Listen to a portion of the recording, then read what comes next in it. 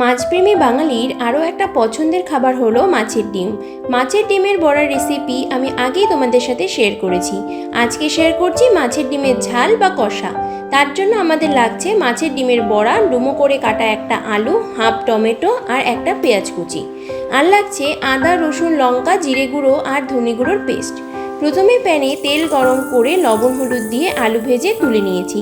Same প্যানে তেল গরম করে গোটা গরম মশলা আর শুকনো লঙ্কা ফোড়ন দিয়ে দিয়েছি পেঁয়াজ কুচি আর টমেটো। লবণ দিয়ে বেশ নরম করে সব ভেজে নিয়েছি। এবারে দিয়েছি কাশ্মীরি লঙ্কার গুঁড়ো আর হলুদ, আর দিয়েছি আগে থেকে করে রাখা মশলার পেস্ট।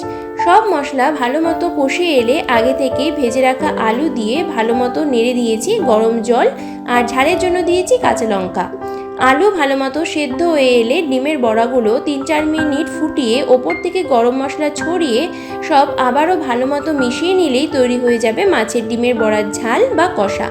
রেসিপি কেমন লাগলো কমেন্ট সেকশনে অবশ্যই জানিও। Till then happy cooking and see you soon.